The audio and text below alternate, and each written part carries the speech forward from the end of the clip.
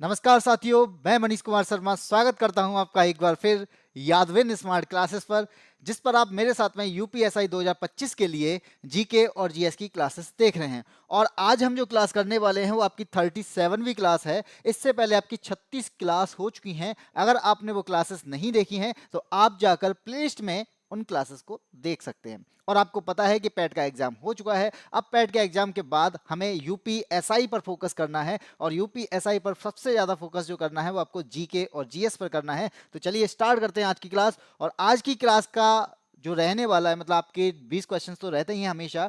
और आपको मैं बता दूं कि ये क्लास में यहाँ पर आपको बहुत बेहतरीन तरीके से पढ़ाया जाता है। और जैसा कि आपको देख रहा होगा कि पैट में जिस तरीके से सफलता आपको मिली होगी, जिस तरीके से आपको जो क्वेश्चंस कराए थे वो क्वेश्चंस आपको मिले होंगे, और ऐसे ही आपको आगे भी एसआई के लिए भी वो क्वेश्चंस मिलने वाले हैं। आपको पता है कि हमारे यहाँ पे और क्लासेस भी दी जाती हैं यूपीएसआई के लिए। तो रीजनिंग की क्लासेस आपको दी जाती हैं, जो कि आपको शुभम सर के द्वारा दी जाती हैं। इसके बाद आपको 12:30 बजे जुड़ना होता है, जो कि मैं आपको पढ़ाता हूँ जीके और जीएस को। और फिर शाम को आप 8 बजे जुड़ सकते हैं मैथ्स की क्लासेस में। और 8 बजे के बाद 9 बजे आपकी हिंदी की क्लासेस होती हैं, जो कि यूपीएसआई के लिए बहुत इंपॉर्टेंट क्लासेस है। और अगर आप थ्योरी और कंसेप्ट के साथ में पढ़ना चाहते हैं तो आप हमारे बैच से जुड़ सकते हैं। सबसे पहले आपको बाई एससी ऐप डाउनलोड करना पड़ेगा, और बाई एससी ऐप पर आपको यहाँ पे यूपीएसआई के लिए, यूपी कांस्टेबल के लिए, यूपी पुलिस के लिए, दिल्ली पुलिस के लिए सबके बैच मिल जाएंगे एक ही जगह पर। तो आप अगर पुलिस की तैयारी कर रहे हैं और पुलिस की तैयारी के लिए आप अगर कोई प्लेटफॉर्म ढूंढ रहे हैं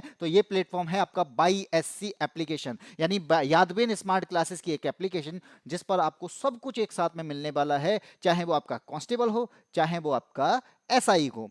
ठीक है। इसी के साथ में आपको पता है कि दिल्ली पुलिस के लिए हम बैच लेके आ चुके हैं। तो दिल्ली पुलिस की तैयारी कर रहे हैं तो आप दिल्ली पुलिस का भी बैच यहां पर परचेस कर सकते हैं। ये चाणक्य बैच जो है, यहां पर आपको ये टीम दिखाई दे रही है, टीम आपको पढ़ाएगी 599 रुपए में। ये 599 रुपए में आपको ये तब तक पढ़ाया जाएगा जब तक कि आपका कोर्स पूरा नहीं हो जाता है। इसकी वैलिडिटी की बात करें, हर जगह आपको 1 साल, 6 महीने, 8 महीने की वैलिडिटी मिलती है, और हम यहां पे आपको प्रोवाइड कर रहे हैं 2 साल की वैलिडिटी। अगर ये एग्जाम आपका दिसंबर के आसपास होता है, चाहे वो आपका अगले साल होता है, तो आपको यहां पे 2 साल की वैलिडिटी के साथ में दोबारा कोर्स भी परचेस नहीं करना पड़ेगा। बाकी आपको बता दूं, अगर आप कांस्टेबल की तैयारी कर रहे हैं तो उत्तर योद्धा बैच में जुड़ सकते हैं। और आप चाहते हैं कि हमें कोई एसआई के लिए नया बैच प्रोवाइड किया जाए, तो आप चाणक्य 2.0 बैच में हमारे साथ में जुड़ सकते हैं, क्योंकि आपको यहाँ पे चाणक्य 2 बैच हैं। एक आपका पुराना बैच चल रहा है और एक आपका नया बैच है। तो नए बैच में भी जुड़ सकते हैं, एनरोल कर सकते हैं 2.0 में, और ये क्लासेस आपके लिए इसी प्रकार से इंपॉर्टेंट रहेंगी। अगर आप कंसेप्ट को क्लियर करना चाहते हैं, और आपने देखा भी होगा कंसेप्ट से रिलेटेड क्वेश्चंस पूछे जाते हैं, तो सबसे पहले हमारा कंसेप्ट क्लियर होना चाहिए, और वो कहां होगा? चाणक्य बैच में। चलिए स्टार्ट करते हैं आपकी क्लास। और इस क्लास में आपको पहले सबसे क्या करना होगा? सबसे पहले आपको शेयर करना होगा, जो साथी आपके बहुत अच्छे दोस्त हैं, आपकी फैमिली में कोई तैयारी कर रहा है, आप उनको सबसे पहले शेयर कर सकते हैं। और शेयर करने के बाद आप यहाँ पे पूरी तरीके से कॉपी और पेन लेके बैठ जाइएगा। कॉपी पेन के बाद में आपको क्या करना है? अपने कमेंट भी यहाँ पर प्रोवाइड कराने हैं। कमेंट आप यहाँ पे देंगे तब मैं आपको बताऊंगा उसका सही आंसर। बाकी आप लास्ट में फीडबैक जरूर दीजिएगा कि सर हमारे कितने क्वेश्चन सही हुए, हमारे कितने आंसर सही हुए हैं, और आपने कितना सही पढ़ाया, ये भी आप बाद में बता दीजिएगा। ठीक है, स्टार्ट करते हैं आपके क्वेश्चन नंबर 1। नमस्ते त्रिषा। त्रिषा जुड़ चुकी हैं। अब आपको शेयर करना है, जितने भी साथी हैं वो शेयर भी करते जाएं। बढ़ते हैं क्वेश्चन नंबर 1 पे। क्वेश्चन नंबर 1 आपको यहाँ पे दिखाई दे रहा होगा, और ये इंपॉर्टेंट क्वेश्चन बनता है, क्योंकि आपका हाल फिलहाल में ये महाभियोग की प्रक्रिया जो है ये आपकी करंट में आई है, तो इंपॉर्टेंट क्यों नहीं बनेगा। स्टार्ट करते हैं क्वेश्चन नंबर 1। अब तक उच्चतम न्यायालय के कितने न्यायाधीशों को हटाया गया है? तो आप जानते हैं कि न्यायाधीशों को हटाने के लिए एक प्रक्रिया यहां पे यूज की जाती है, जिसे कहा जाता है महाभियोग। और ये महाभियोग की प्रक्रिया जो है ये राष्ट्रपति के लिए सिमिलर होती है। जैसे राष्ट्रपति को हटाने के लिए महाभियोग का यूज किया जाता है, उसी प्रकार से सिमिलर प्रोसेस है आपकी किसकी? जज को हटाने के लिए। लेकिन इनके ग्राउंड्स अलग हैं। अगर आप कहेंगे, क्योंकि यहां पे जज को हटाने के लिए बहुत लंबा प्रोसेस है। ए बी डिविलियर्स आ चुके हैं, नमस्ते भाई। मैंने क्या बताया आपको? यहां पे सुप्रीम कोर्ट के जज को हटाने के लिए कड़ा और लंबा प्रोसेस अपनाना होता है। और वो प्रोसेस क्या है कि आपको लोकसभा या राज्यसभा में क्या करना होगा? लोकसभा और राज्यसभा में एक जगह पर सबसे पहले क्या लाना पड़ेगा? इन जगहों पर आपको महाभियोग का प्रस्ताव लाना पड़ेगा स्पेशल मेजॉरिटी के साथ में। और इनके जो ग्राउंड हैं वो ग्राउंड कितने हैं, 2 ग्राउंड्स हैं। उनमें सबसे पहला है अगर वो मिसबिहेव में पाया जाता है, यानी मिसबिहेवियर क्या हो जाए, प्रूव हो जाए, तो वो आपका क्या हो जाएगा, वो इसका महाभियोग का कारण बन सकता है। दूसरा जो कारण है, वो दूसरा कारण क्या है महाभियोग का, वो है आपके इनकैपेसिटी, यानी वो जो जज है वो कैपेबल नहीं है, इस कारण से उन पर महाभियोग लाया जा सकता है। तो आप बताओ महाभियोग के कारण कितने जज को हटाया जा चुका है? किसी ने आंसर दिया है, हाँ जी, सिद्ध कदाचार विधि से हटाया जाता है। बिल्कुल सही बात है, यही कदाचार है जिसे हम मिसबिहेवियर के नाम से जानते हैं। आज तक इस प्रोसेस से कोई भी जज हटाया नहीं गया है। तो इसका आंसर क्या हो जाएगा, ऑप्शन नंबर डी हो जाएगा। कोई भी जज आज तक नहीं हटाया गया है इस रिमूवल प्रोसेस के कारण, यानी महाभियोग की प्रक्रिया के कारण। और यहां पर इंपॉर्टेंट क्यों बनता है कि ये महाभियोग तो आपका कई जज पे लागू हो चुका है लेकिन हटाए नहीं गए हैं। तो सबसे पहली बार, यानी पहली बार का आपसे पूछा जाए कि पहली बार किस जज पर महाभियोग की प्रक्रिया लागू की गई थी, तो पहली बार 1993 में महाभियोग की प्रक्रिया लागू की गई थी। और जो जज आपको यहां पे फोटो में दिखाई दे रहे हैं, इन जज का नाम क्या है, इन्हीं जज का नाम था बी रामास्वामी। और ये बी रामास्वामी पर सबसे पहले महाभियोग लाया गया था। और इसके बाद होता क्या है, उसके बाद यहां पर ये प्रोसेस जो है वो आगे बढ़ती है और ये कड़ा प्रोसेस है, लंबी प्रोसेस है, लेकिन ये हटाए नहीं जाते हैं। ठीक है, यानी महाभियोग के कारण ये हटाए नहीं जाते हैं। यहां पर आपका आंसर क्या हो जाएगा, किसी को नहीं हटाया गया। डिविलियर्स बिल्कुल सही कह रहे हैं। त्रिशा शर्मा का भी ऑप्शन नंबर डी आ चुका है। लेकिन 5 जज पे यहां पे महाभियोग की प्रक्रिया लागू की जा चुकी है, ये बात याद रखिएगा। कड़ा है, लंबा प्रोसेस है, इस वजह से यहां पे महाभियोग की प्रक्रिया इन पर लागू नहीं हो पाती, या फिर कह सकते हैं महाभियोग के कारण ये हट नहीं पाते। आगे बढ़ते हैं, आपको यहां पे मैं कुछ डिटेल देना चाहता हूं। अभी हाल ही में एक जज पर क्या किया गया था, महाभियोग का प्रस्ताव लाया गया था। और आपको पता है इसी के बाद में जगदीप धनखड़ ने इस्तीफा दे दिया था, क्योंकि सरकार क्या चाहती थी, सरकार चाहती थी कि ये जो प्रस्ताव है महाभियोग का वो कहां पे लाया जाए, वो लोकसभा में लाया जाए। लेकिन कहां आ जाता है, राज्यसभा में आ जाता है। इसी वजह से उसके बाद में जगदीप धनखड़ आगे जाके इस्तीफा दे देते हैं। वो जज कौन से, ये बात याद रखनी है। उन जज का नाम क्या था, तो आप यहां पे क्या बताएंगे, जज का नाम है जस्टिस यशवंत वर्मा। जस्टिस यशवंत वर्मा पर महाभियोग की प्रक्रिया लागू की गई और यह राज्यसभा में प्रस्ताव पेश किया जाता है। यहां पर यह बात याद रखिएगा। बाकी आप यहां पे देख पा रहे हैं, मैंने सारी रिपोर्ट यहां पे प्रस्तुत की हैं, आप इन चीजों को पढ़ के याद कर सकते हैं। नमस्ते भाई। Total attempt 88। बेटा 88 अटेम्प्ट करना अलग होता है, 88 में अटेम्प्ट करने के बाद सही कितने हैं ये क्वेश्चंस अलग होते हैं। ठीक है, 40 में से 37 क्वेश्चन करके आया हूं जीएस के, उनमें से 35 सही निकले। बहुत अच्छी बात है, अगर 37 करके आए हो 35 सही निकले हैं तो आपके तो वैसे ही नंबर कितने हो गए, 2 नंबर आपके यहाँ पे कम हुए। तो 2 नंबर का कम होने का दो नंबर नहीं, 2 क्वेश्चन गलत हुए, जिसका मतलब है कि आपका यहाँ पे आधा नंबर कम हो गया। तो कितने सही हुए, 35, तो 34 नंबर आ रहे हैं इस पे। ठीक है, आगे बढ़ते हैं। क्वेश्चन नंबर 2 क्या कहता है, हो जाएगा अगर आप 80 सही बता रहे हो तो बिल्कुल हो जाएगा। 80 सही का मतलब पता है, 99 परसेंटाइल के आसपास आओगे। 80 का मतलब परसेंटाइल 99 पहुंचेगा। क्वेश्चन नंबर 2, आपको पता है कि हम आजाद हुए थे, आजादी की लड़ाई लड़ी थी, और आजादी की लड़ाई में आप एक तरफ देखते हैं कि गांधी थे, नेहरू थे और पटेल थे। ऐसे बड़े बड़े नामों के साथ में वहां पर महिलाएं भी इसमें शामिल होती हैं और महिलाएं भी भारत छोड़ो आंदोलन का बढ़ चढ़कर हिस्सा रहती हैं। और उसमें एक महिला है जिनका नाम था सुचेता कृपलानी। और यहां पर यही क्वेश्चन पूछा गया कि स्वतंत्रता के बाद उत्तर प्रदेश की प्रथम महिला मुख्यमंत्री कौन रही थी, तो आपका आंसर क्या है।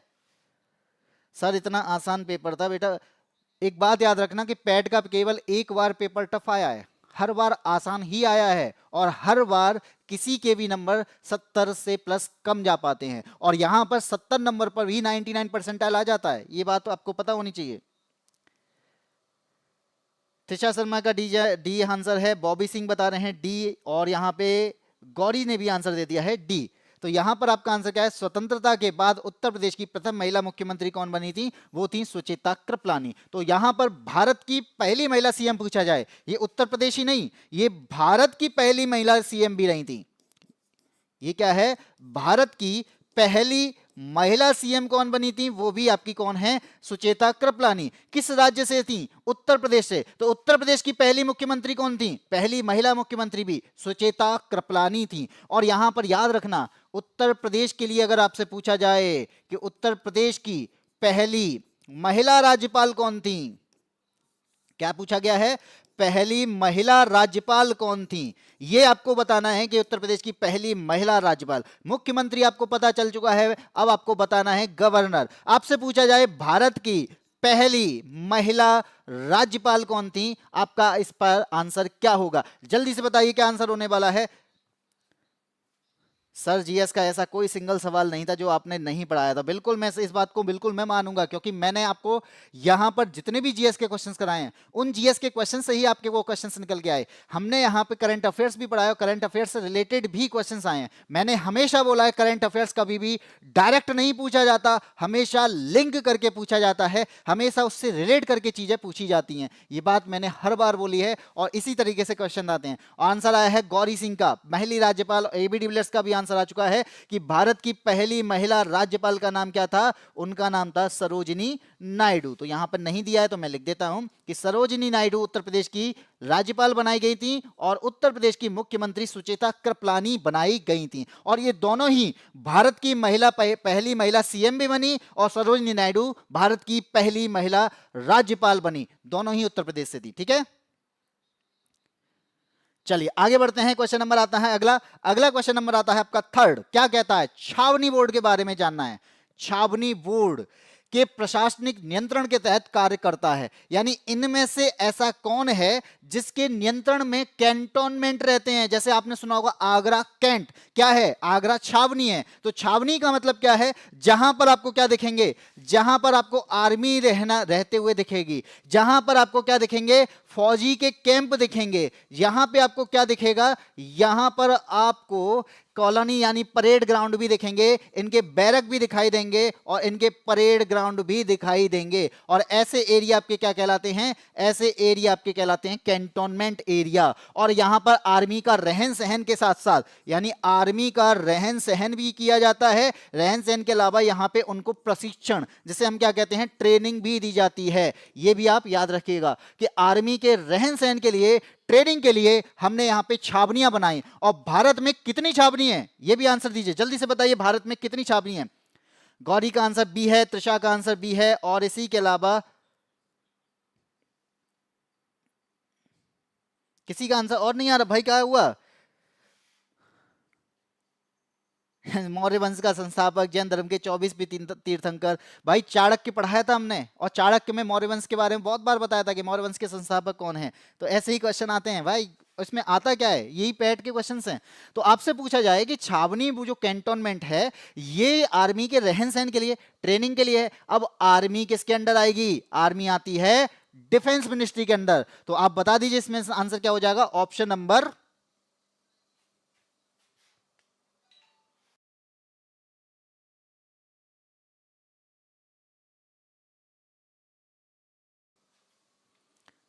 हाँ जी, आज की हैं। ठीक है, बी बताया है इन्होंने, केंद्रीय रक्षा मंत्रालय, बिल्कुल सही है।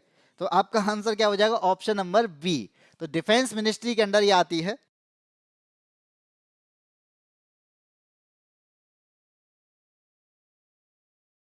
ठीक है, चलिए आगे बढ़ते हैं। बी आंसर होगा केंद्रीय रक्षा मंत्रालय के अंदर, यहां पे प्रशासनिक नियंत्रण रहता है कैंटोनमेंट का। और भारत में 62 छावनी पाई जाती हैं। और आपसे पूछा जाए बैरकपुर जो है, ये सबसे पुरानी आपकी कैंट है। और आपसे पूछा जाए सबसे बड़ा कैंटोनमेंट कौन है, वो एरिया आपका बठिंडा का है, जो कि पंजाब में। ठीक है, चलिए आगे बढ़ते हैं। क्वेश्चन नंबर आता है आपका 4।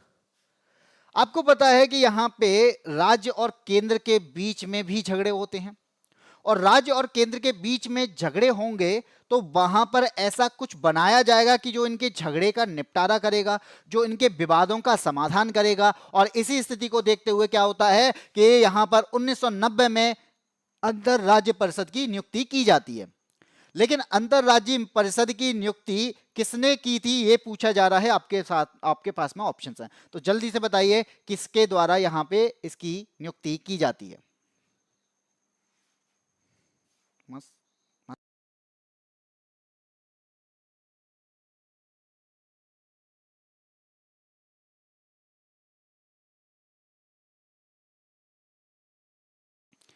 आंसर आया है पीएम पीएम पीएम, और यहाँ पे त्रिशा शर्मा का आंसर आया ऑप्शन नंबर डी। तो जितने भी लोग हैं यहाँ पे आंसर दे रहे हैं बी या पीएम का, तो वो आ जाएंगे यहाँ पे गलत, क्योंकि यहाँ पे आंसर क्या हो जाएगा, ऑप्शन नंबर,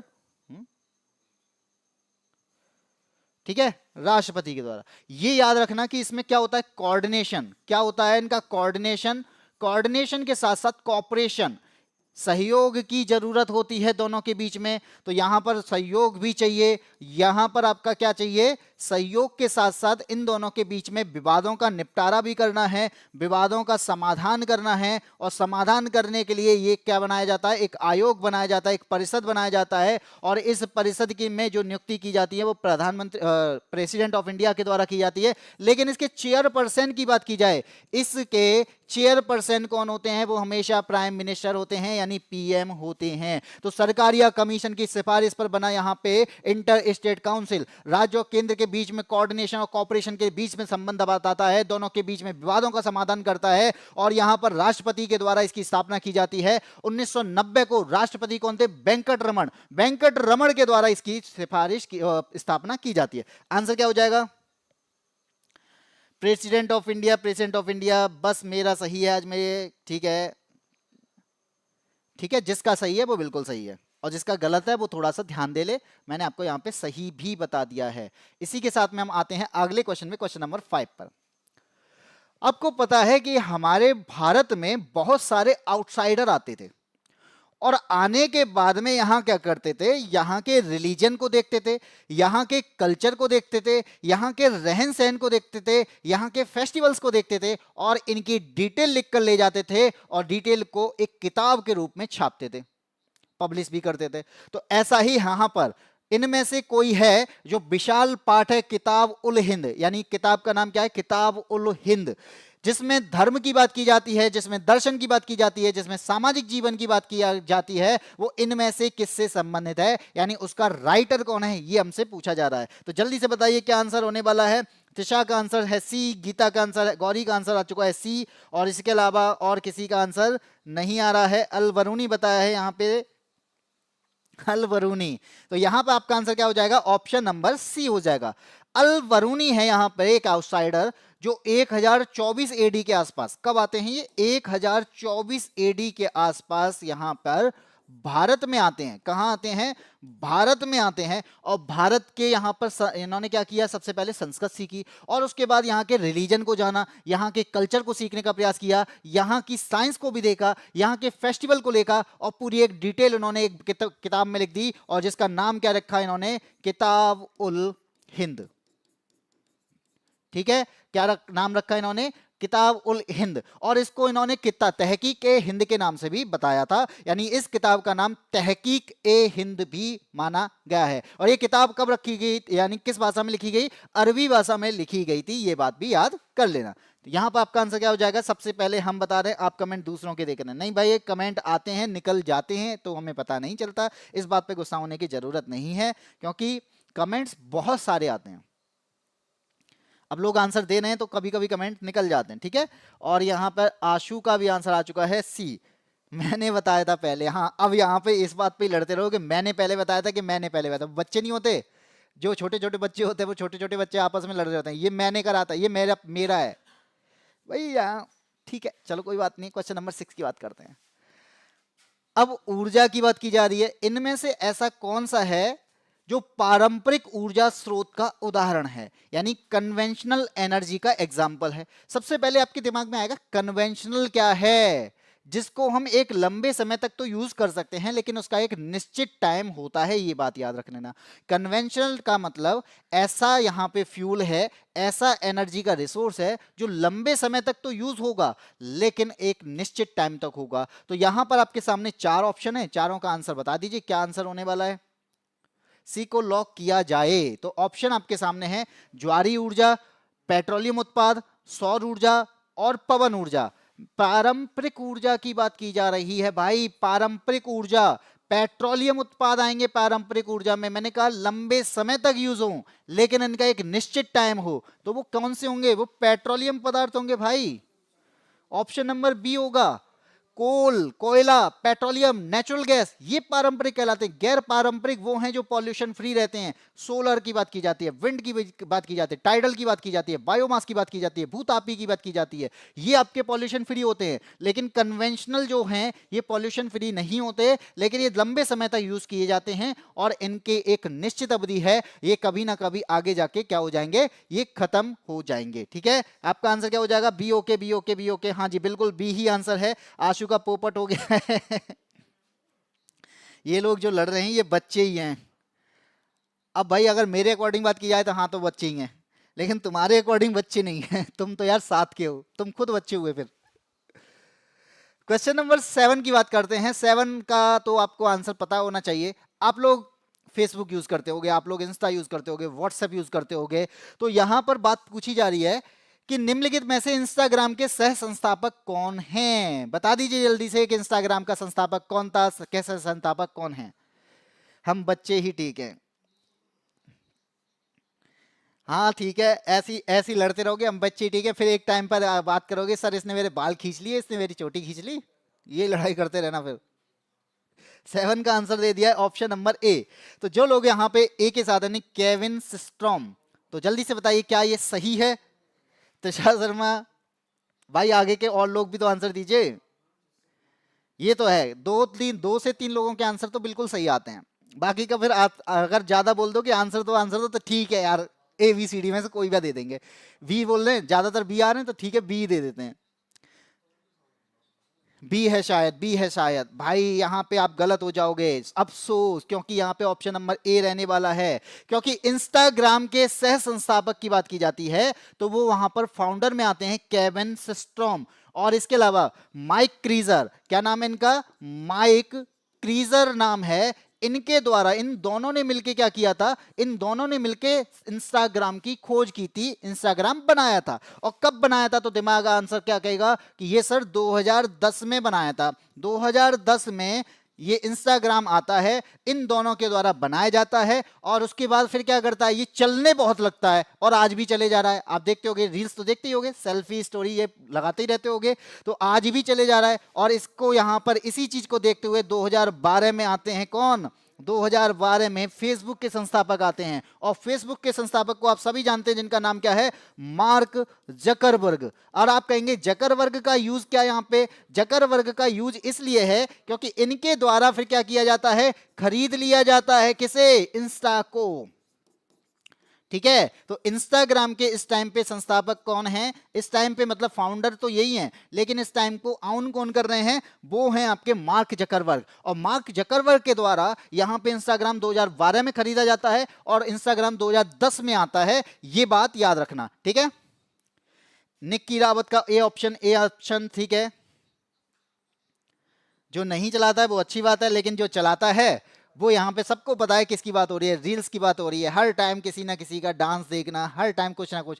भाई पढ़ने की चीजें भी आती हैं लेकिन वो तो इग्नोर हो जाती हैं, उसका तो कोई मतलब ही नहीं बनता है। चलिए आगे बढ़ते हैं, क्वेश्चन नंबर 8 की आती है। लेकिन क्यों ना करें भाई, लाखों को मार रहे हैं लोग कहीं कहीं। तो क्वेश्चन नंबर 8 की बात करते हैं। अब देखो, मुझे किसी का पता नहीं है कौन झूठ बोल रहा है कौन सच बोल रहा है, लेकिन हाँ इतना है, जो चलाता है वो अच्छा है, जो नहीं चलाता है वो और भी अच्छा है।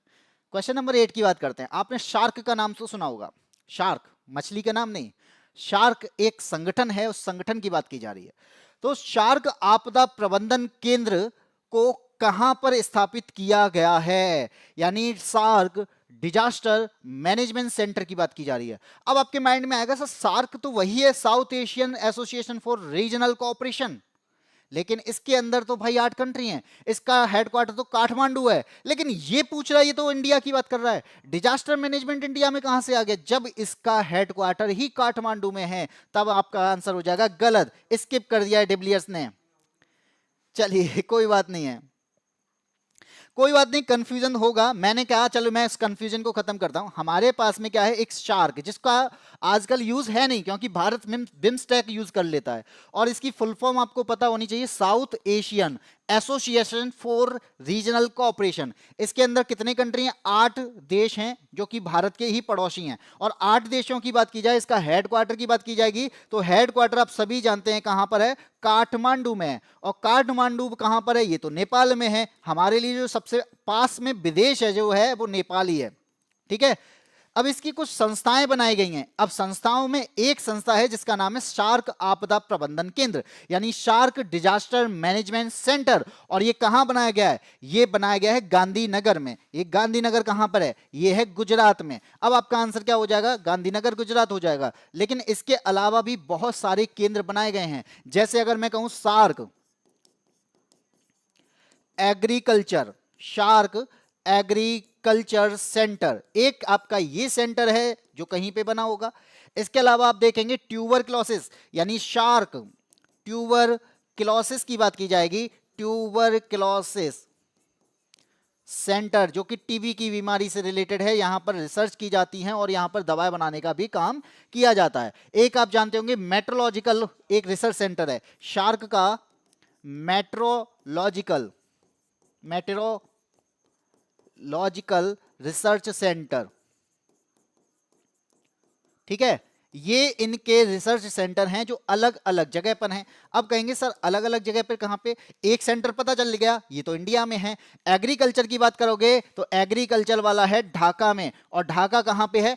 बांग्लादेश में। अगर ट्यूबरक्लोसिस की बात करोगे ये कहां पर है? ये है आपका काठमांडू में। और काठमांडू कहां पे है? ये तो नेपाल में है। इसके अलावा अगर आप बात करेंगे कि ये रिसर्च सेंटर मेट्रोलॉजिकल है, ये कहां पर है? ये भी आपका ढाका में है और ये भी बांग्लादेश में है। तो इस तरह से इसके भी क्या हैं? सेंटर हैं जो अलग अलग जगह पर हैं। लेकिन इसकी मीटिंग हो रही है? नहीं हो रही है। यहां पर मीटिंग नहीं हो पा रही है क्योंकि इंडिया ने यहां पे आने से मना कर दिया। इंडिया के पास में इसका ऑप्शन है। ऑप्शन कौन सा है?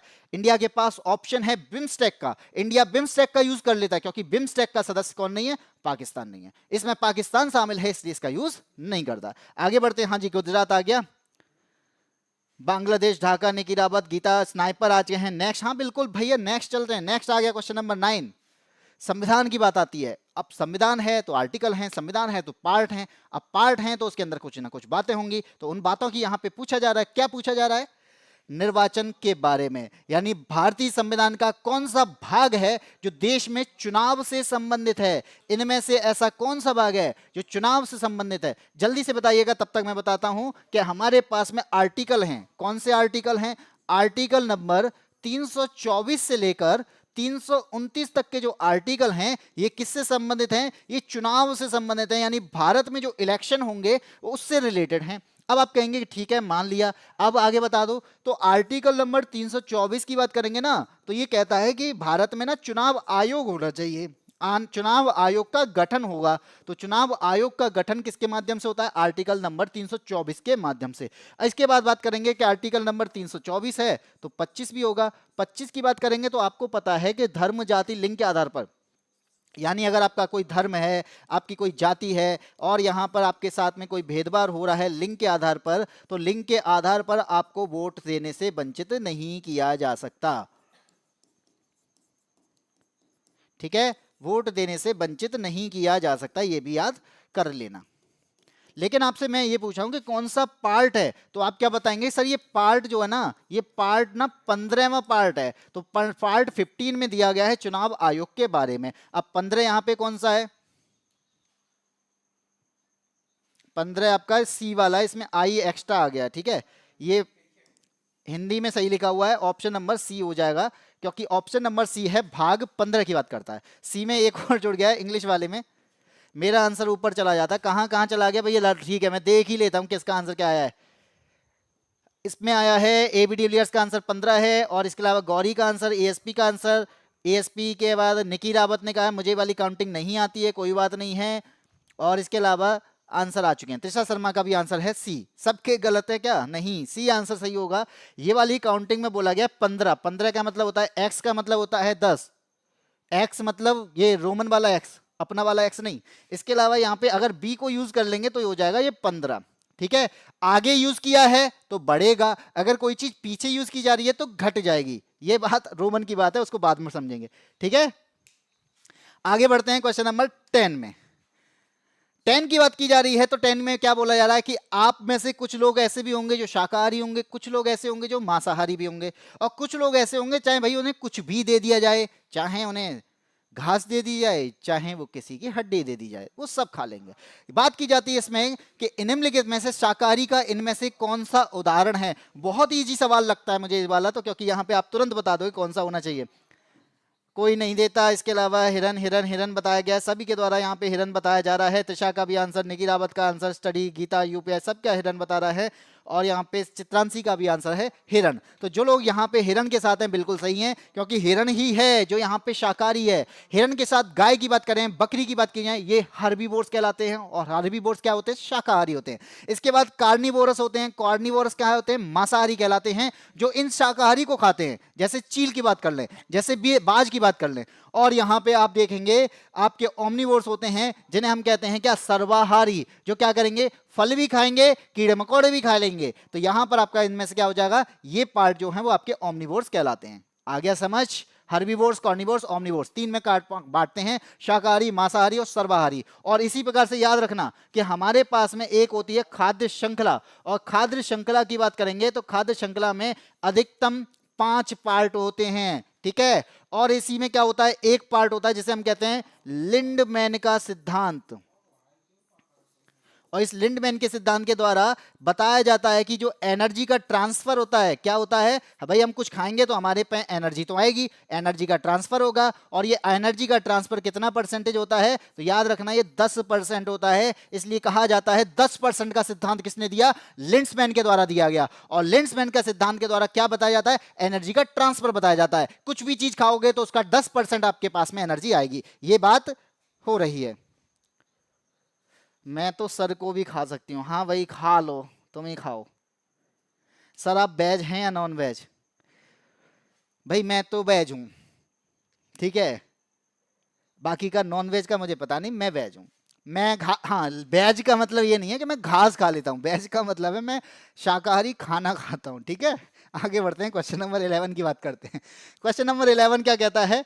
हाँ जी निकी रावत बिल्कुल ले आए, क्वेश्चन नंबर 11 को ले आए। क्वेश्चन नंबर 11 कहता है कंप्यूटर में आस्की का पूर्ण रूप क्या है? आशिकी नहीं है, आस्की है, ASCII, ठीक है।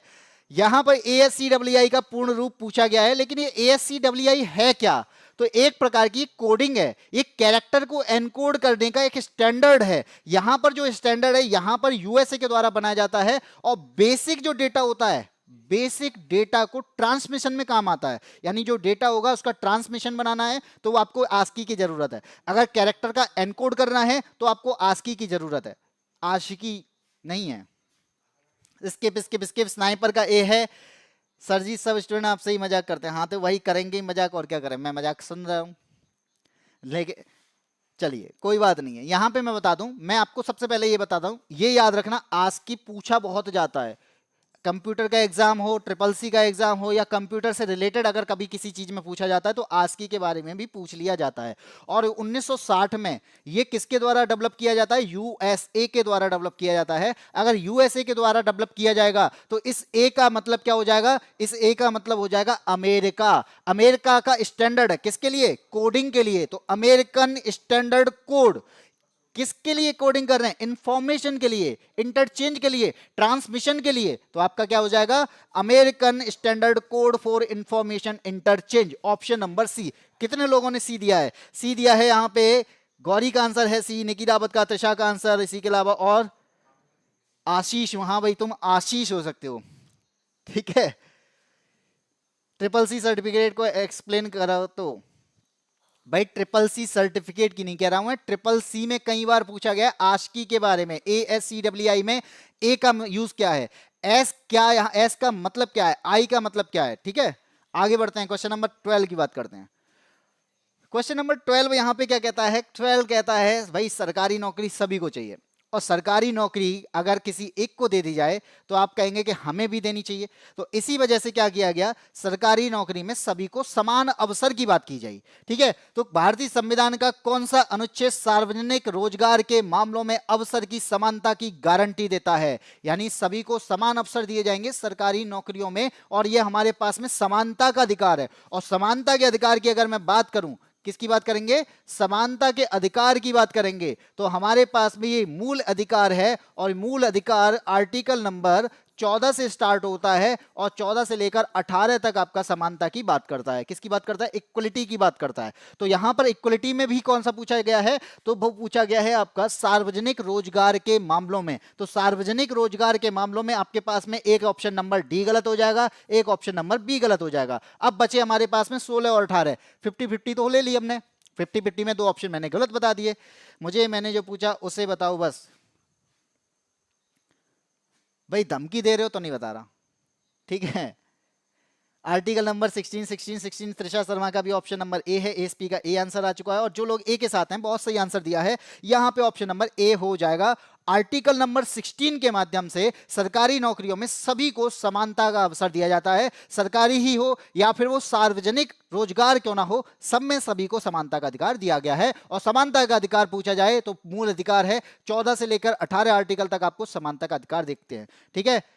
बाकी का आपको जो पूछ रहे थे, यहां पे जो पूछा गया था ट्रिपल सी एक सर्टिफिकेट है जो कि आपका बेसिक कंप्यूटर के बारे में नॉलेज होती है। और बेसिक कंप्यूटर के नॉलेज अगर आपको है तो उसके लिए गवर्नमेंट संस्था के द्वारा NIELIT के द्वारा यहां पे आपको क्या दिया जाता है? एक सर्टिफिकेट दिया जाता है। और वो सर्टिफिकेट आपको तब मिलेगा जब आप उसको क्वालिफाई करेंगे। और क्वालिफाई आप कब करेंगे? जब आप उसका फॉर्म भरेंगे। तो फॉर्म भरो ट्रिपल सी का, उसकी साइक्लिक प्रोसेस के माध्यम से आपको कब महीना बता दिया जाएगा, उस महीने में आपका एग्जाम हो जाएगा। अगर क्वालिफाई कर जाते हैं ट्रिपल सी सर्टिफिकेट मिल जाएगा। और बेसिक नॉलेज के लिए आपको यहां पे क्या दिया जाता है? रोड आपको सर्टिफिकेट दिया जाता है। अब कई सरकारी नौकरी ऐसी हैं जिसमें ट्रिपल सी का सर्टिफिकेट मांगा जाता है। तो अगर आपको ट्रिपल सी आपके पास में है तो अच्छा है, क्योंकि लेखपाल की भर्ती में चांसेस बन सकते हैं कि ट्रिपल सी मांगा जाए। आया समझ? हाँ जी बिल्कुल, बता दिया। पढ़ लो। अब आगे बढ़ते हैं। क्वेश्चन नंबर आपका आता है 13। क्वेश्चन नंबर 13 आपसे क्या कहता है? अब बहुत से लोग हैं यहाँ पे, कुछ ऐसे होंगे एसिड बातें कर रहे हैं, कुछ लोग होंगे जो बेस होंगे, कुछ लोग होंगे कि ठीक है यार हम लोग ऐसे ही हो जाते हैं, नॉर्मल बात कर लेते हैं। क्वेश्चन नंबर 13 भी उन्हीं में से है कि अगर आप में एक अम्ल है यानी एक एसिड है और उसकी एक क्षार यानी बेस के साथ में क्या कर दी जाए? अभिक्रिया करा दी जाए, तो उसे कौन सी अभिक्रिया कहा जाता है? जल्दी से बताओ क्या आंसर होगा। ऑप्शन नंबर ए है, नहीं पता है गुरुजी को तो पता है, आपको नहीं पता है। निक्की रावत ने बताया ए, इसके अलावा त्रिशाशा का आंसर है, डिबलियर्स का आंसर है। यस निक्की तो कोई आंसर नहीं है। और यहाँ पे लाइफ का भी आंसर आ चुका है, चित्रांशी का भी आंसर ऑप्शन नंबर ए है। तो इसे क्या कहते हैं? इसे न्यूट्रलाइजेशन रिएक्शन कहते हैं। जैसे मैंने कहा कि अगर किसी एसिड की किसके साथ में? किसी बेस के साथ में अवक्रिया करा दी जाए तो हमारे एक बनेगा क्या? सॉल्ट बनेगा। और सॉल्ट के साथ साथ हमें क्या मिलेगा? वाटर मिलेगा, यानी पानी यहां पे बनेगा। अब आप कहेंगे कि कैसे मान सकते हैं? तो मैं बोल रहा हूं कि क्या कि हम HCl ले लेंगे। एक एसिड हमारे पास में HCl है और दूसरा जो बेस है वो हमने क्या लिया? NaOH ले लिया। अब इससे बनेगा क्या? तो इससे बन जाएगा आपका NaCl और इसके साथ पानी बनेगा तो H2O बनेगा। तो यहां पे कैसे बताया मैंने कि यहां पर एसिड के पास में H पॉजिटिव जो होता है, हाइड्रोजन होता है, वो यहां पे डोनेट करेगा और बेस क्या करेगा? OH नेगेटिव को डोनेट कर देगा। तो H पॉजिटिव OH नेगेटिव दोनों मिलेंगे, क्या बन जाएगा? पानी बन जाएगा। और बाकी सब मिलके क्या बना देंगे? एक सॉल्ट बना देंगे। ये बात आप याद रखिएगा। हम यहां पे और चीज लें, जैसे मैंने कहा एसिड ले लेते हैं और यहां पे क्या लेते हैं? एक हम ले लेते हैं बेस KOH। अब इसके साथ में अभिक्रिया करा देंगे तो क्या बनेगा? ये बन जाएगा आपका K2SO4 प्लस H2O। इस तरीके से हमारे पास में क्या बन जाता है? यहां पर एक न्यूट्रल पार्ट बनता है, सॉल्ट बनता है। इसे न्यूट्रलाइजेशन अभिक्रिया कहते हैं। और ये हमारे पेट के अंदर भी होती है। अब पेट के अंदर कैसे होती है? कि पेट के अंदर ही होता है HCl। हम जो खाना खाते हैं वो खाना कहां जाता है? पेट के अंदर। और पेट में क्या बन जाएगा? खाना एसिडिक बन जाएगा। और एसिडिक बन जाने के बाद जब खाना छोटी आंत में जाता है तो लीवर से निकलता है बाइल जूस। और बाइल जूस कैसा होता है? बेस नेचर का। और ये क्या कर देगा? उसको न्यूट्रल कर देगा। तब जाके वो आपका छोटी आंत से बढ़ता है, बड़ी आंत में जाता है, फिर हम रेक्टम से उसे बाहर कर देते हैं। ये प्रोसेस हमारे अंदर होती है। और जब हम खाना नहीं खाते हैं, व्रत होते हैं, उस दिन क्या होता है? वो एसिड निकल जाता है, लेकिन वो क्या होता है? खाना उसे नहीं मिलता और हमें कैसा महसूस होती है? हमें एसिडिटी महसूस होती है कि नहीं? गैस बनती है कि नहीं? चलिए, सही कह रहे हो, क्या सही कह रहे हो। चलो आगे बढ़ते हैं। क्वेश्चन नंबर आता है आपका 14। भाई धर्मनिरपेक्ष की बात की जा रही है। अब हमारे यहाँ पे बहुत सारे धर्म आपको देखने को मिलते होंगे, क्यों रह पा रहे हैं एक जगह पर, रह क्यों पा रहे हैं? अगर हम ये कहते हैं, जैसे मैं पाकिस्तान की बात कर दूं, अगर पाकिस्तान में जाओगे तो आपको वहां पे हिंदू की संख्या बहुत कम देखने को मिलेगी। आजादी के बाद में हिंदू की संख्या कुछ अलग थी, लेकिन आज के टाइम पे हिंदुओं की संख्या कम है। बांग्लादेश में भी ऐसा ही है, हिंदुओं की संख्या ज्यादा थी, लेकिन आज क्या है, कम है। लेकिन भारत में देख रहे होंगे जो अल्पसंख्यक है उनकी संख्या पर इतना इफेक्ट कभी नहीं पड़ा है। क्यों नहीं पड़ा? क्योंकि हमारा देश जो है वो धर्मनिरपेक्ष है, हमारा देश जो है वो सेक्युलर है, और धर्मनिरपेक्ष होने की वजह से, यानी ये किस वर्ष जोड़ा गया था ये पूछा जा रहा है। अब जोड़ा गया था का मतलब क्या है? जोड़ा गया का मतलब है कि ये हमारे मूल संविधान में होगा ही नहीं। तो धर्मनिरपेक्ष शब्द क्या है? ये हमारे मूल संविधान में नहीं है, और अगर मूल संविधान में नहीं है तो फिर क्या हुआ? तो यहां पर हमें जोड़ना पड़ेगा, और जोड़ना पड़ेगा तो क्या करना पड़ेगा? हमें संशोधन करना पड़ेगा। क्या करना पड़ेगा? संशोधन। और संशोधन कब किया जाएगा? ये 42वां संशोधन है, और ये 42वां संशोधन कब होता है? 1976 में होता है। और 1976 में आपने दो वर्ड देखे होंगे, एक वर्ड है आपका धर्मनिरपेक्ष और एक वर्ड है आपका समाजवाद। इन दोनों को क्या किया जाता है? इनको जोड़ा जाता है। ठीक है, और कहां जोड़ा गया? ये प्रस्तावना में जोड़े गए, ये हमारे प्रियम्बल में जोड़े गए थे। India is sovereign socialist secular democratic Republic. और ये यहां पर याद रखना, इमरजेंसी पीरियड जब चल रहा था, यानी इंदिरा गांधी का टाइम था, इमरजेंसी लगा दी थी 1975 से लेकर 77 के बीच में। उस टाइम पे 1976 में हमने संविधान में यहाँ पे बहुत सारे संशोधन किए, और उस संशोधन में हमारा यानी बहुत सारे हम यहाँ पे एक्ट भी लेके आए, कई सारे एक्ट को हटाया गया था। इसलिए इसका आंसर क्या हो जाएगा? 1976, ऑप्शन नंबर सी। तो कितनों ने सी दिया है? 42वें संविधान संशोधन 1976 में। हाँ जी बिल्कुल निकी रावत, यहाँ पर आंसर सही है। त्रिशा का आंसर सोशलिस्ट एंड इंटीग्रिटी। हम भी पढ़ेंगे कहाँ पढ़ेंगे बेटा? गौरी सिंह, एक बात याद रखना, जहां पर जाते हैं तो वहां पर जाने के बाद में कहीं दूसरे का प्रचार नहीं करते हैं। ठीक है, प्रचार करने का मतलब क्या है? आप वहां पर जाके हमारा प्रचार कर रहे हैं, नहीं कर रहे हैं, तो यहां पर भी आके दूसरे का प्रचार नहीं करना चाहिए। ठीक है, हम यहाँ पे कुछ कह नहीं रहे हैं तो इसका मतलब ये नहीं है कि हम लोग शांत हैं। तो इस एक चीज देखिए, आपको कहीं भी जाना है, ये आप कहीं भी जा सकते हैं, आपको पता है, लेकिन चीजें को समझो कि अगर हम कहीं पर जा रहे हैं, वहां पर जाकर दूसरे का बोलना ये थोड़ा सा अलग होता है, इसे कहते हैं अटपटा लगना। ठीक है, जैसे अगर आपको अरहर की दाल खानी है और आपको मूंग की दाल दे दी जाए तो आपको क्या लगेगा? अटपटा लगेगा। इसलिए बोल रहा हूं कि जहां पे जो ऐसा हो वैसा आपको रहना चाहिए। क्वेश्चन नंबर 15 कहता है, विश्व में दालों के उत्पादन में भारत का स्थान कौन सा है? दालों के उत्पादन की बात की जाती है, भारत का स्थान पूछा जा रहा है, तो आपको पता है कि विश्व का 25% इनमें से कोई एक देश, यानी विश्व का 25% जो है वो भारत उत्पादन कर देता है। कौन करता है? भारत उत्पादन करता है। किसका? दालों का। तो आपसे पूछा जा रहा है कि दाल के उत्पादन में भारत का कौन सा स्थान होना चाहिए? सर आज मेरे यहाँ अरहर की दाल बनी, बहुत अच्छी बात है। तो अच्छा, अरहर की दाल बनी है, तो अरहर की दाल का सबसे ज्यादा उत्पादन कहाँ होता है? जल्दी से बताइएगा, अरहर की दाल का सबसे ज्यादा उत्पादन कहाँ होता है? तब तक मैं आपको बता दूं कि दाल में, अगर आपसे पूछा जाए दाल का उत्पादन भारत में कहां पर सबसे ज्यादा होता है, तब आप कहेंगे कि वो है मध्य प्रदेश। मध्य प्रदेश में सबसे ज्यादा उत्पादन होता है दालों का। लेकिन भारत वर्ल्ड में की बात करेंगे तो वर्ल्ड में भारत ही है जो सबसे बड़ा उत्पादक है, जो सबसे बड़ा यहां पे प्रोड्यूसर है। इसलिए भारत कौन से पे आएगा? ऑप्शन नंबर सी, यानी फर्स्ट पोजीशन पर आता है। तो दाल में उत्पादन कौन कर रहा है? मध्य प्रदेश ज्यादा करता है। इसके बाद सेकंड पोजीशन पर कौन आता है? राजस्थान आता है। और इसके बाद अगर पूछा जाए कि अरहर की दाल सबसे ज्यादा कहां होती है, तो आंसर आया है, आशु का आया है उत्तर प्रदेश। गलत है आशु, त्रिशा का आंसर सी यहां बिल्कुल सही है। और इसके अलावा एमपी में चना होते हैं। हाँ, एमपी में चना होता है, बिल्कुल वही, एमपी में चना होता है। चना होता है मध्य प्रदेश में भी, मूंग होती है उत्तर प्रदेश में। और यहां पे मैंने पूछा अरहर कहां होती है, तो आपका आंसर कौन है? भारत। हाँ जी भाई, अरहर भारत में ही होगी, लेकिन सबसे ज्यादा कहां होगी? सबसे ज्यादा आपकी होती है मध्य प्रदेश में ही। अरहर का उत्पादन सबसे ज्यादा मध्य प्रदेश में, जैसे तुअर दाल के नाम से भी जानता है, तो जानते हैं। ठीक है, तो आपका आंसर हो गया क्या?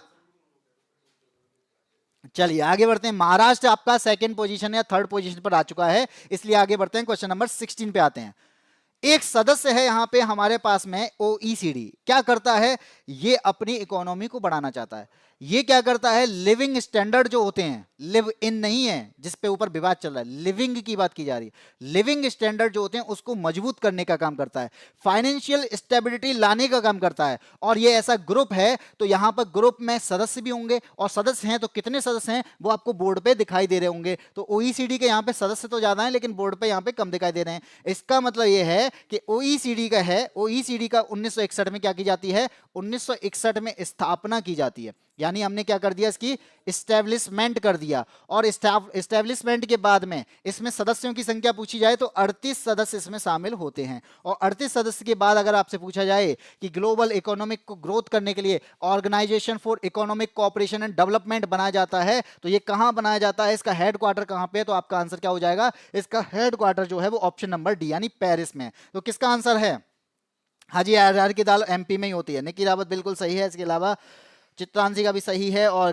गौरी सिंह का भी आंसर आ रहा है। न्यूयॉर्क कहाँ है, न्यूयॉर्क गलत है, सबका गलत है, न्यूयॉर्क डी आंसर होगा।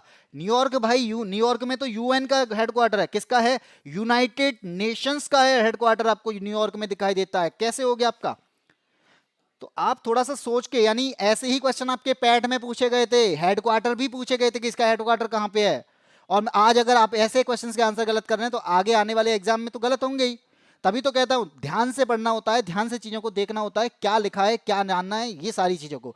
जब हम यहाँ पे इसकी बात कर रहे हैं ओईसीडी की, तो ये पेरिस में है। न्यूयॉर्क की बात करेंगे तो यूएन है। अगर आपसे बोला जाए जेनेवा में किसके हेडक्वार्टर है, तो आप कहेंगे सर डब्ल्यूएचओ, डब्ल्यूटीओ, इनके हेडक्वार्टर कहां पे हैं, ये आपका जेनेवा में है। लेकिन आपसे अगर बेना में पूछा जाएगा तो आप कहेंगे ओपेक का हेडक्वार्टर कहां पे, ये बेना में है। इसके अलावा आप एटॉमिक स्ट्रक्चर यानी इंटरनेशनल एटॉमिक की बात करेंगे, एटॉमिक एनर्जी की, तो इसका भी हेडक्वार्टर आपको बेना में दिखता है। आया समझ, गलत हो गया, होगा ही गलत।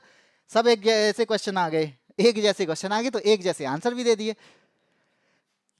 चलिए आगे, क्वेश्चन नंबर आता है अगला। क्वेश्चन नंबर आपका आता है 17। भाई पुलिस से तो सब बड़े ही होंगे, नहीं बड़े होंगे तो कोई बात नहीं है, आप पेपर देने के होंगे तो आपको वहां पे पुलिस दिखती होगी। अब ये पुलिस जो है वो किसी ना किसी के हत्थे तो आएगी, यानी किसी ना किसी के हत्थे का मतलब क्या है, कोई ना कोई ऐसा होगा जो यहाँ पर उनको लिस्ट में रखता होगा। जैसे हमारे पास में एक अनुसूची है जिसका नाम है 7वीं अनुसूची, और 7वीं अनुसूची में हमारे पास 3 लिस्ट हैं। 7वीं अनुसूची, और इस 7वीं अनुसूची में हमारे पास एक आर्टिकल है और आर्टिकल नंबर है 246। और आर्टिकल नंबर 246 में बात क्या बताई गई है कि आपके पास में ना हम 3 सूची देते हैं। क्या देते हैं, हम 3 सूची दे देते हैं। एक देते हैं संघ, एक दे देते हैं राज्य, और एक देते हैं संवर्ती। अब इसमें मतलब क्या है, संघ का मतलब है कि अगर आपको कोई कानून बनाना है तो कानून यहाँ पे कोई अगर केंद्र सरकार बनाएगी तो संघ सूची का पार्ट है। अगर किसी सब्जेक्ट पर, किसी विषय पर राज्य सरकार जो है कानून बनाएगी तो राज्य सूची का पार्ट है। लेकिन कुछ पार्ट ऐसे होंगे जिसमें केंद्र और राज्य के बीच में क्या हो जाएगा, बहस होना स्टार्ट हो जाएगी। वो कहेगा मैं बनाऊंगा, इधर वो कहेगा मैं बनाऊंगा। तो ऐसा करते हैं कि इनमें दोनों में खत्म करते हैं, क्या दोनों के लिए एक लिस्ट बना देते हैं जिसे कहते हैं समवर्ती। तो इस पे कानून बनाने का अधिकार राज्य और केंद्र दोनों को हो जाता है। अब इसमें भी सब्जेक्ट होते हैं। अब सब्जेक्ट अगर मैं कहूं कि अगर आपको डिफेंस की बात करनी है, किसकी बात करनी है, अगर आपको डिफेंस की बात करनी है यानी रक्षा की बात करनी है, तो आपको कहां, यानी उस पर कानून बनाने का अधिकार किसका, संघ का। यहां पे आपको बैंकिंग सिस्टम की बात करनी है तो बैंक में कानून बनाने का अधिकार किसका, संघ का। आपको एटॉमिक एनर्जी की बात करनी है तो आपका संघ का। लेकिन अगर राज्य की बात करेंगे तो इसके अंदर क्या आएगा, पुलिस आएगा। यानी पुलिस की पे अगर कानून बनाना है तो यहां पे कहां जाना पड़ेगा, राज्य सरकार बनाएगी। अगर आपको कृषि से रिलेटेड कानून बनाना है तो कृषि के लिए आपको कहां पर, राज्य सरकार को ओर देखना होगा। अगर आपको शिक्षा के लिए अधिकार देखना है अपना, तो शिक्षा पर कानून बनाने का अधिकार जो होता है वो किसका होता है, समवर्ती सूची का हिस्सा है, यानी केंद्र और राज्य दोनों बना सकते हैं।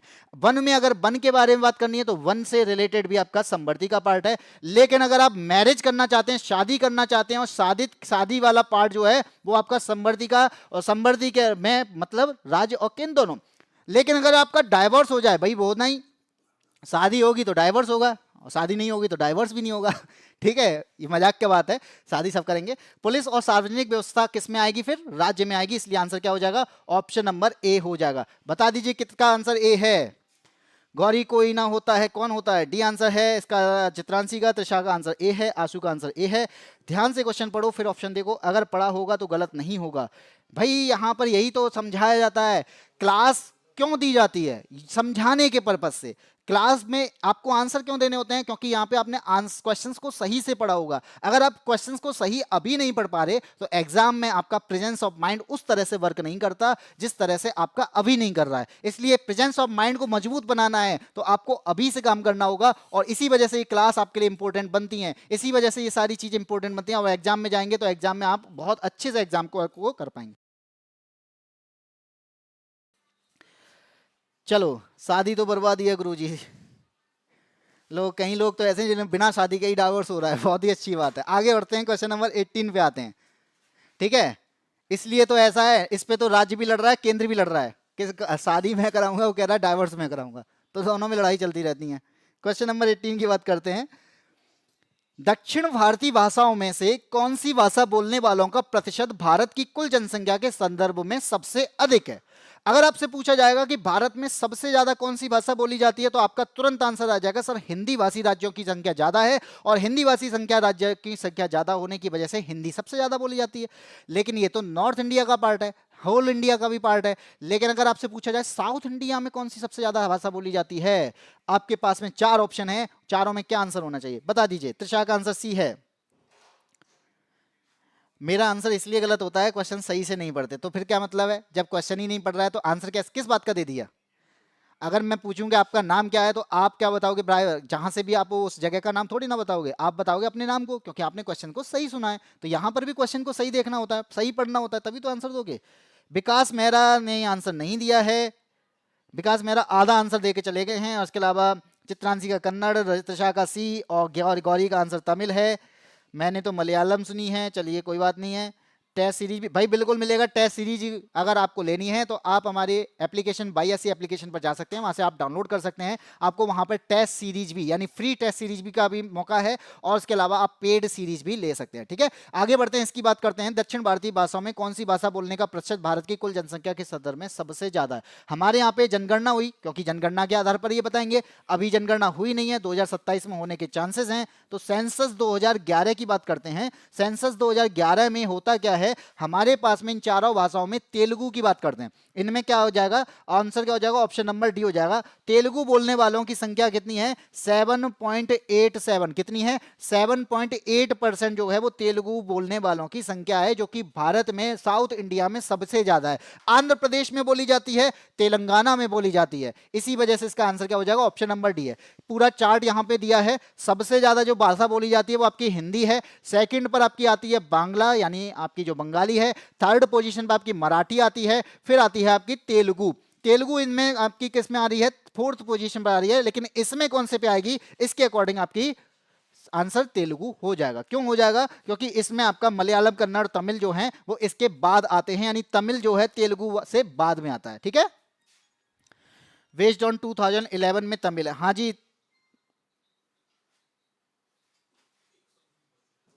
नहीं है आंसर। चलो आगे बढ़ते हैं, क्वेश्चन नंबर आपका आता है अगला। ये आपका पूरा मैंने यहाँ पे चार्ट दिया तो है, तमिल जो है वो आपका नीचे आ रहा है। क्वेश्चन नंबर 19 की बात करते हैं, मानव अधिकारों के। भाई सबको अब अधिकारों की बात की जाएगी, हम लोग मानव हैं तो हमारे पास में कुछ अधिकार भी होंगे। हम पर अगर कोई जुल्म करेगा तो उस पर हम कहीं जा सकते हैं, बिल्कुल जा सकते हैं। कहाँ जाएंगे, मानव अधिकार आयोग का। तो राष्ट्रीय मानव अधिकार का आयोग का मुख्यालय कहाँ पर स्थित है?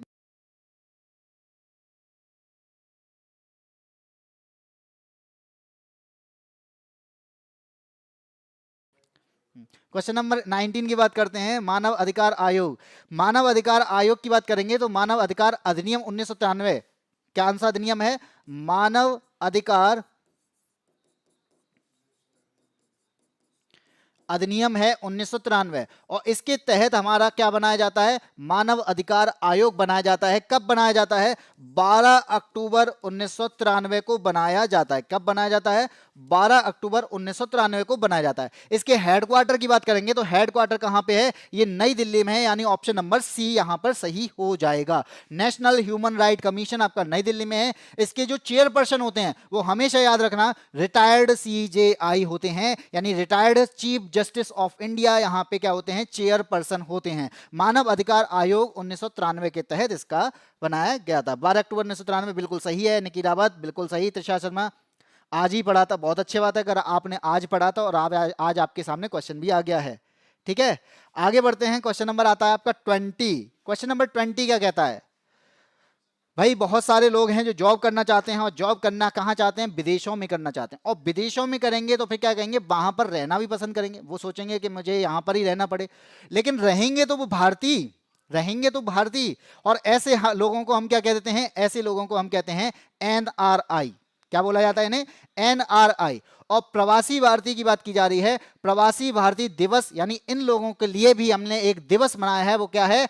2 वर्षों में एक बार मनाया जाता है। कब मनाया जाता है, क्यों मनाया जाता है, और रीजन क्या है इसे मनाने का? ये क्वेश्चन आपसे पूछा जा रहा है। 9 जनवरी आंसर आया है निकी रावत का, गौरी का आंसर भी सही है, और त्रिषा का आंसर आ चुका है, चित्रांशी का आंसर, आंसू का आंसर। ठीक है, चलिए आगे बढ़ते हैं। इसका आंसर क्या हो जाएगा? इसका आंसर तो बिल्कुल सही है, 9 जनवरी है। याद रखना क्यों मनाया जाता है, क्योंकि महात्मा गांधी कहां से आए थे? महात्मा गांधी 9 जनवरी को ही आए थे। अब 9 जनवरी को आए थे, कहां से आए थे? 1915 में आते हैं। कहां से? साउथ अफ्रीका से। तो अफ्रीका से लौटकर कौन आते हैं? महात्मा गांधी लौटकर आते हैं अपने वतन, और इसी वजह से इसे मनाया जाता है। तो आपके दिमाग में आएगा क्या 1915 से ही मनाया जा रहा है? तो गलत आंसर हो जाएगा, क्योंकि इसे हम कब मनाते हैं, कब से मना रहे हैं? 2003 से शुरुआत की जाती है, और 2003 से शुरुआत करने के बाद हर 2 वर्ष में इसको मनाया जाता है, सेलिब्रेट किया जाता है। और भारतीय मूल के लोगों के साथ हमें संपर्क बनाए रखना है, क्योंकि भारत से बाहर गए हैं, तो उनके साथ में भी हमें क्या करना है? संपर्क, अपना कॉन्टैक्ट बनाए रखना है, उनके कॉन्ट्रीब्यूशन को भी एक्नॉलेज करना है। और यहां पर इसी वजह से इसका क्या किया जाता है? इसी वजह से इसको यहां पे बनाया जाता है। और याद रखना, अभी प्रेजेंट में प्रवासी भारतीय एक्सप्रेस भी चलाई गई है। कौन सी चलाई गई है?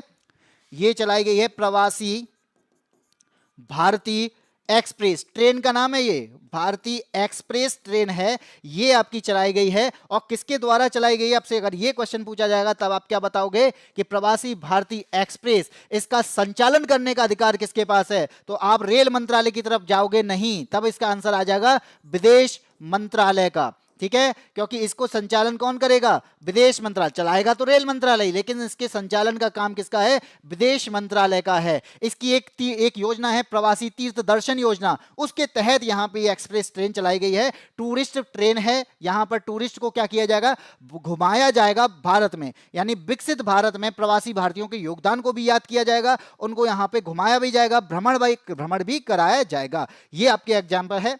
चलो एक क्वेश्चन का आंसर और पता हो गया। थैंक यू गुरुजी। हाँ जी, डंडा वाला बाबा आगे कर दिया, आंसर गलत हो गया।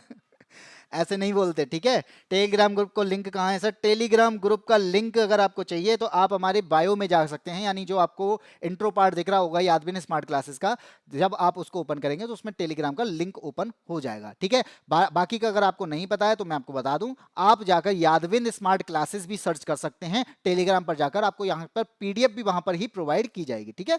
आगे बढ़ते हैं। ओ क्वेश्चन नंबर 20, ये आखिरी क्वेश्चन था। वो आखिरी क्वेश्चन के साथ में आपने समझा होगा कि आपके क्वेश्चन नंबर 20 तक जो भी शुरू से जुड़े हुए थे कितने उनके क्वेश्चन सही हुए, और क्वेश्चन अगर सही हुए हैं तो जल्दी से आप यहां पे फीडबैक दे दीजिए कि आपके यहां पे कितने क्वेश्चन सही हुए, के साथ साथ हमने कैसा पढ़ाया, आपको हमारा पढ़ाना कैसा लगा। अगर अच्छा लगा हो तो सब्सक्राइब जरूर करिएगा। जो साथी नए जुड़े हैं वो सब्सक्राइब भी कर सकते हैं। और इसके साथ में, क्योंकि यहाँ पे क्लासेस रोजाना मिलती हैं, और ये क्लास आपको रोजाना कब मिलती है? 12:30 बजे। तो आप हमारे साथ में 12:30 बजे जीके और जीएस के एनालाइज के साथ में जुड़ सकते हैं। बाकी रीजनिंग की क्लासेस के लिए आप सुबह 7 बजे जुड़ेंगे, और रात में यानी शाम को 8 बजे आप मैथ्स की क्लासेस में जुड़ेंगे, और 9 बजे आप हिंदी की क्लासेस में जुड़ सकते हैं। तो ये सारी क्लासेस आपको यूपीएसआई के लिए चलाई जा रही हैं। इसके अलावा अगर मैं आपको बता दूं कि हम यहाँ पे आपके लिए कंसेप्ट और थ्योरी को भी पढ़ा रहे हैं, यानी बहुत ही अच्छी स्ट्रेटजी के साथ में, बहुत ही अच्छे कंटेंट के साथ में आपको ये सारी चीजें प्रोवाइड की जा रही हैं। तो आप अगर पढ़ना चाहते हैं यूपीएसआई को, तो यूपीएसआई को टारगेट करना है, क्योंकि अब यूपीएसआई पर ही फोकस किया जाएगा।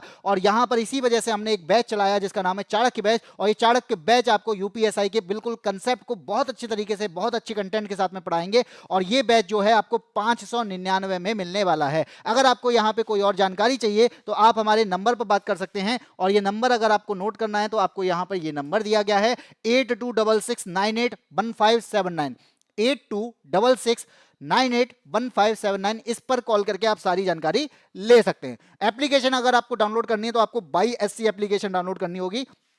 क्योंकि ये सारे कोर्सेज आपको कहाँ मिलने वाले हैं, BYSC एप्लीकेशन पर मिलने वाले हैं। सबसे पहले आपको डाउनलोड करना है, फिर आपको रजिस्ट्रेशन, उसके बाद लॉगिन, और लॉगिन करने के बाद आपको हमारी एप्लीकेशन का ये इंटरफेस यानी होम पेज दिखाई दे जाएगा, जहां पर आप यहाँ पर डायरेक्ट पेज पर जाकर कोर्स ले सकते हैं, वरना पेड कोर्सेस में जाकर जो भी कोर्स आपको अच्छा लगता है, जो भी कोर्स की तैयारी कर रहे हैं, उस कोर्स को यहाँ पे भी खरीद सकते हैं। इसी के साथ आज की क्लास में इतना ही, और आप लोगों का फीडबैक क्या आया है देखते हैं। निकी रावत कह रहे हैं एग्जिट, ठीक है। अंजलि चौहान, अच्छा बिल्कुल लास्ट क्लास में आए हो अंजलि चौहान, नमस्ते फिर भी, ठीक है। कल के लिए बहुत जल्दी आ गए, ये बात मैं कहूँगा। अब मेरा डाइवर्स हो गया, किसके साथ में डाइवर्स हो गया भाई, इसके लिए बधाई देनी है कि क्या करना है ये भी बता दो। थैंक यू गौरी, इसी के साथ में मेरे पास 5 रुपया भी नहीं है। थैंक यू त्रिषा शर्मा, हाँ जी मैं चलिए फिर मिलते हैं इसी टाइम पर। इसी तरीके से आप रोजाना जुड़िएगा 12:30 बजे जीके और जीएस के लिए। और हाँ, मैंने हमेशा बताया कि अगर आप अच्छे से तैयारी करेंगे तो पहले से अगर आप तैयारी कर रहे हैं तो आपका एग्जाम बहुत अच्छा जाएगा, लेकिन अगर आप तैयारी नहीं कर रहे हैं, बाद में तैयारी एग्जाम के टाइम पे तैयारी करना स्टार्ट कर दें, तो एग्जाम ऐसे ही गलत हो जाते हैं। कई क्वेश्चंस आपके आते आते गलत हो जाते हैं। आप कहते हैं ना कि क्वेश्चन आ रहा था, इजी था, लेकिन मैंने गलत लगा दिया। क्यों लगा दिया? क्योंकि आपने वहां पर केवल अभी कुछ दिनों से यहाँ पे पढ़ाई स्टार्ट की थी। आप अगर पहले से तैयारी कर रहे होते तो आपका माइंड जो है बिल्कुल बहुत अच्छे तरीके से काम करता, और यहां पर आप उसको क्वेश्चन को सही कर पाते। तो यहां पर एक भी गलती जो होती है वो बहुत भारी होती है और वो सिलेक्शन से रोक लेती है, इसलिए गलतियां ना करें। सर से दूर रहे वो मेरा, हाँ यहाँ लड़ते रहना कि कौन किससे दूर हो रहा है। Nice session, thank you Gauri Singh. NTPC का एग्जाम देने आई हूँ इसलिए लेट आई, कोई बात नहीं है, एनटीपीसी का एग्जाम दे लो, वो जरूरी है। ओके अब दूर ही रहूंगी ठीक है, दूर की बात यह है कि मैं अभी क्लास भी ऑफ ही कर दे रहा हूँ, सब दूर ही हो जाओगे, ठीक है। फिर मिलेंगे आपको कल। हाँ जी बिल्कुल पीवाईक्यू में विकास मिश्रा बेहरा जो हैं, बिल्कुल ये पीवाईक्यू में प्रीवियस ईयर क्वेश्चंस लेके आता हूं मैं। भले ही ये प्रैक्टिस सेट के रूप में आपको करा रहा हूं, लेकिन प्रीवियस ईयर क्वेश्चंस हैं जो कि आपके एग्जाम्स में आ चुके हैं। और इसी वजह से कहता हूं हर एग्जाम में आए हुए क्वेश्चंस बहुत इंपॉर्टेंट होते हैं, क्योंकि यहां से उसका लेवल और उसके अलावा सिलेबस का भी मालूम रहता है, ठीक है। फिर मिलते हैं इसी टाइम पर 12:30 बजे अगले दिन, तब तक के लिए जय हिंद जय भारत।